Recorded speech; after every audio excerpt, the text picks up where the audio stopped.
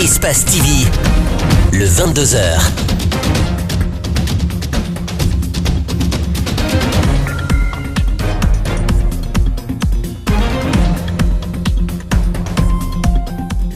Nous sommes mardi 10 juillet 2018. Bonsoir à toutes, bonsoir à tous.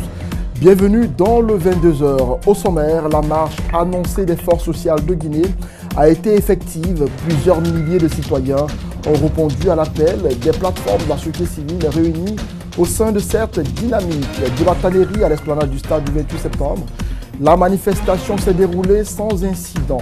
De l'autre côté, le mouvement syndical maintient son mot d'ordre de grève perlé de 3 jours. Le secrétaire général de la FESABAG réitère sa décision de ne pas se reconnaître dans ce mouvement piloté par la CNTG et l'USTG. Abdoulaye Sow est à son tour désavoué par ses 2 adjoints qui le soupçonnent d'avoir été corrompus. Les dernières pluies tombées sur Conakry ont fait des dégâts à Gbessia dans la commune de Matoto. Des concessions ont été inondées ainsi qu'une personne qui est portée disparue. C'est tout pour les titres. Une fois encore, bonsoir et bienvenue dans ce journal.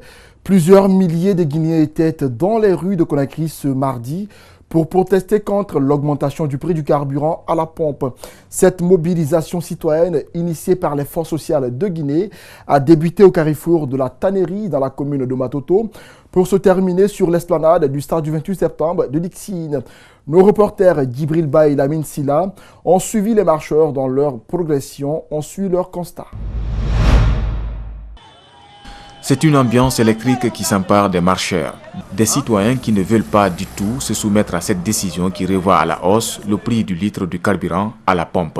Pour eux, marcher est une bonne manière pour se faire entendre. Au prix de 8 000 francs, 8 000 ou rien, 8 500 on n'en veut pas, 8 000 tout simplement. On a un gouvernement, un nouveau gouvernement proche du peuple et qui pose des actes loin du peuple. La détermination, ce qui motive ces acteurs de la société civile. La distance pour tenir la marche ne leur dit rien. La masse s'augmente à chaque endroit traversé par les manifestants. Un gouvernement près du peuple, c'est pas comme ça, il faut agir. Il faut consulter, il faut négocier avec les gens, comprendre ce qu'ils veulent. Mais on ne peut pas augmenter le prix du carburant à 10 000 francs sans consulter les acteurs sociaux. Nous sommes fatigués et tout le peuple est fatigué. Nous souhaitons que désormais, que nous soyons gouvernés autrement. Qu'il y ait un gouvernement responsable près du peuple. Voilà, nous sommes au stade du 28 septembre. Ici seront prononcés les différents discours des différentes plateformes de la société civile. Les leaders vont déterminer la position à prendre la semaine en cours ou la semaine suivante pour pousser le gouvernement à revenir sur sa décision, celle de baisser le prix du carburant à 8 000 francs guinéens. Ces mouvements citoyens, c'est pour revendiquer la baisse du prix du carburant. On donne 24 heures au gouvernement. Si le carburant ne baisse pas, on va prendre nos responsabilités. Et cette fois-ci, au lieu de 1 million de personnes, c'est 10 millions de personnes qui seront dans la rue. D'autres l'ont dit au gouverneur avant-hier qu'on ne pouvait pas mobiliser 2 personnes. Allez leur demander que cette marée humaine, elle est citoyenne ou elle est politique. Nous leur demandons qu'ils ont 24 heures. Satisfait, c'est le mot utilisé par les marcheurs car il n'y a pas eu d'incident. Pour eux, c'est une mission ou peut-être un devoir accompli. Plusieurs catégories sociales ont pris part à cette manifestation de rue, même des acteurs politiques. Tous réclament la baisse du prix du carburant à 8 000 francs guinéens, le prix initial. Djibril Ba a tendu son micro à quelques-uns, on les écoute. Tous les citoyens sont là, les citoyens épris de paix et de justice sont là. Okay. On est prêt à revendiquer jusqu'à satisfaction de nos revendications. Nous demandons au gouvernement de faire descendre le prix de l'essence à 8 000 francs. À 8 000 francs. À 8 000 francs. À 8 000 francs. Pourquoi 5 000? Vous commencez, depuis que ça a commencé, les prix tout ont augmenté, le panier de la ménagère. C'est tout ça là. Nous les femmes, on souffre, on a des problèmes. Il n'y a plus de boutons où mettre maintenant la ceinture. Parce que nous, non seulement nous sommes un peuple affamé, selon une enquête récemment menée, il y a plus de 55% des Guinéens sont dans une pauvreté extrême. Globalement, la marche s'est déroulée sans incident. Tel est le premier bilan des forces sociales après la marche contre l'augmentation du prix du carburant. Les différentes plateformes de la société civile ont déployé 100 agents sur la bretelle Tannery-Dixine en passant par l'aéroport Egbessia pour sécuriser la marche. À cela s'ajoute un dispositif sécuritaire assez impressionnant. Alseni Bari commente les images de Dibrilba et de Lamine Silla. Elle l'avait annoncé, elles l'ont réalisé. Les forces sociales ont battu le pavé de la tannerie à l'esplanade du stade 28 septembre pour sécuriser la marche, les gendarmes et les policiers, mais pas seulement.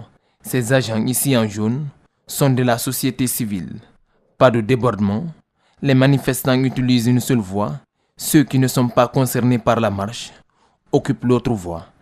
Nous avons mis en place un dispositif sécuritaire de 100 jeunes qui ont été déployés, dont vous voyez en gilet, y compris le dispositif sécuritaire de la police et de la gendarmerie, qui travaillent en étroite collaboration avec ces différentes unités, afin que nous puissions faire en sorte que cette marche puisse se passer dans les conditions les meilleures. À chaque carrefour, l'impressionnant dispositif sécuritaire rappelle l'existence de l'État. La collaboration entre citoyens et forces de l'ordre est étroite. Les jeunes de l'Axe n'ont pas voulu se faire compter l'événement. Aujourd'hui, ils ne barricadent pas les rues, ils ne jettent pas de pierres, mais marchent pacifiquement pour réclamer la diminution du prix du carburant à 8 000 francs guinéens. C'est une première d'abord qu'on traverse l'Axe devant les forces de sécurité, sans jet de pierre, sans violence, sans gaz lacrymogène jusqu'ici. Cette manifestation d'aujourd'hui, c'est pour la diminution du prix du carburant à la pompe. Parce que quelque part, c'est ce que les Guinéens ont en commun actuellement. Et si on a trop serré la ceinture, c'est le moment de rappeler que la malgouvernance que nous sommes en train d'assister dans ce pays, c'est ce qui fait qu'on veut tomber sur les citoyens guinéens. Sur le pont kenyan, situé à 2 km du stade, nous rencontrons le colonel Bala Samora pour un bilan à mi-parcours. Bien que satisfait, il déplore un léger dysfonctionnement.